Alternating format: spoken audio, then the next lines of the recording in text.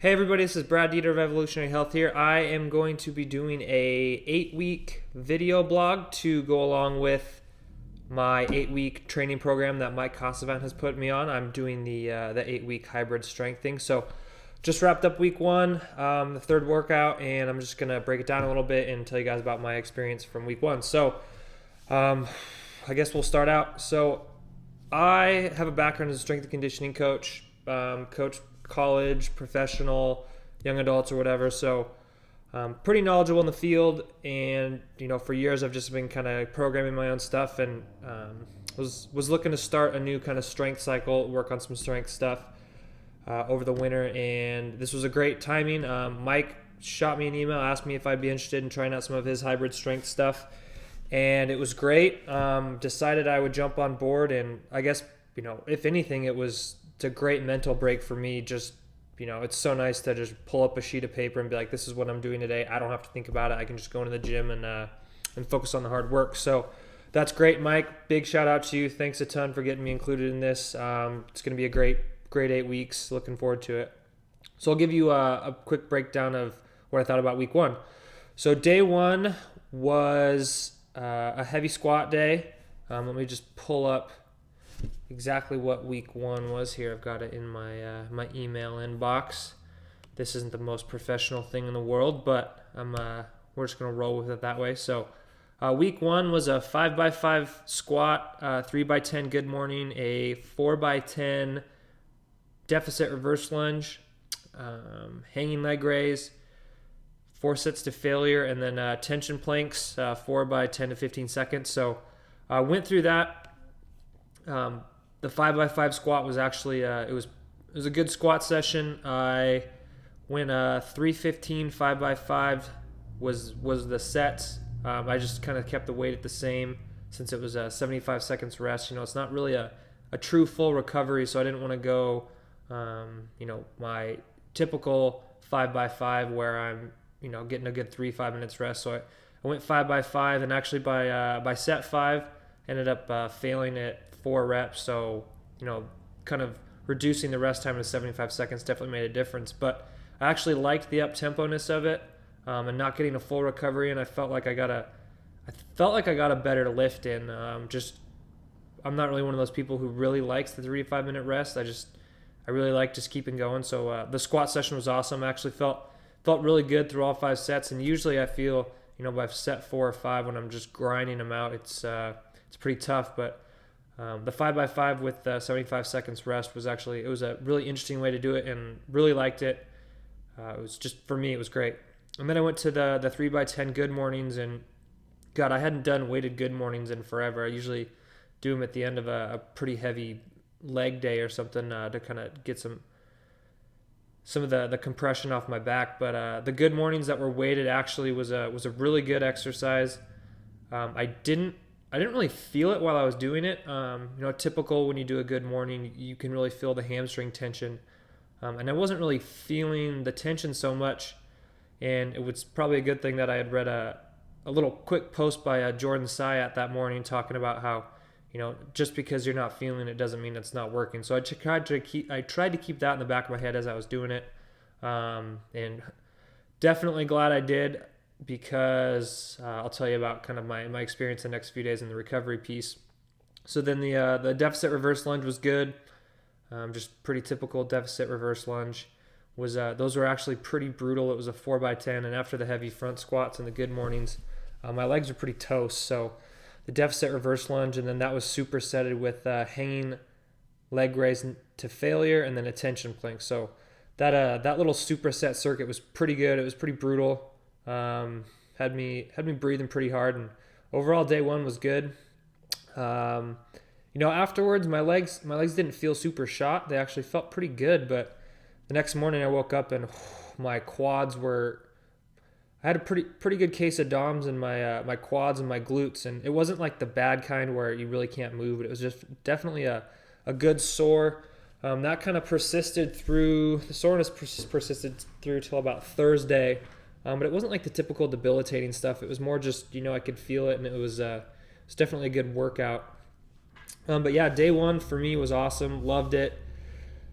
Was really excited about it. Had a good lift. And then took Tuesday off as per Mike's recommendations. And then jumped into Wednesday, which was elevated push-ups, 5x12, and then a heavy military press, 5x5. Those are both sets of their own with 75 seconds rest in between. Elevated push-ups were good. I usually incorporate those in my own workout, so pretty familiar with them. The 5x12 was kind of a decent warm-up. Felt pretty good. And then the nice thing is that kind of got my shoulders mobile and ready for the military press. And this was the first time I'd done a strict military press.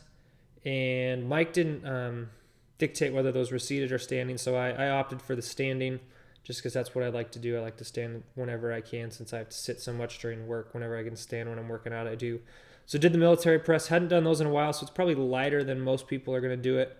Ended up doing my sets at about 125 to 135 for my military press. Sorry, I know it's a little weak, but just hadn't done them in a while, so didn't want to throw out a shoulder or something doing it. So first 2 sets at 125, last 3 sets at 135. Those were good. Felt pretty gassed. My shoulders were pretty gassed after that, especially with the only 75 seconds rest. And then went into the supersets of dumbbell incline press, 3x10, the tricep push down, the face pulls, and the supinated pull aparts. And that was actually a great circuit. I like the fact that it was a little chest, tris, back, and then some biceps actually in the face pulls and the supinated pull aparts. So it was actually really kind of a nice little circuit after the heavy military press. So Wednesday was good. Probably one of the more fun upper body days I've had in a while. Really liked it. Nice thing was the next day wasn't too sore in my upper body, but my shoulders definitely knew that they had taken a pretty heavy lift on Wednesday. And then talk about today's lift. It was a 5x5 deadlift with 75 seconds rest, and then a 3x8 front squat with 75 seconds rest. So this was one of the tougher lifts and circuits I've had in a while. I deadlifted the 5x5. I think I went I can't do math. It's Friday. So it was a 335 on the first set, and then 345, 355, 355. So those were the sets with 75 second rests. A deadlift's a pretty max effort, especially when you're going 5x5. So the 75 second rest wasn't a ton. By the end of that set, I was definitely feeling it both in my legs, and then in the wind, my trying to catch my breath was pretty tough, but followed the protocol, went straight into the 3x8 front squats, ended up doing those at 185, 195, 195, and then the third set of the front squats after I was done, I had to take a good minute and a half, 2 minutes to just catch my breath. I was pretty beat after those front squats, but it was good. Probably one of the best hardcore lifts I've had in a while. Just went heavy, went hard. When I do my front squats, I try to knock them out pretty quickly and I'll go pretty deep, as deep as I can. So definitely went through those. And then the stiff leg deadlift was then supersetted with neutral grip assisted pull-ups. I opted to do non-assisted. Just that was my choice. And then standing single arm dumbbell row, and then a farmer's walk. And let me tell you, after the deadlift and the front squat, once those those upper back stabilizers to hold steady in the deadlift, and then in the front squat, and then in the stiff leg deadlift, and then in the pull-ups, I just kind of like to call it your upper rack. All those muscles, your rhomboids, your traps, a lot of your stabilizers. Mine were pretty fried. So the dumbbell row was a lot harder than I expected.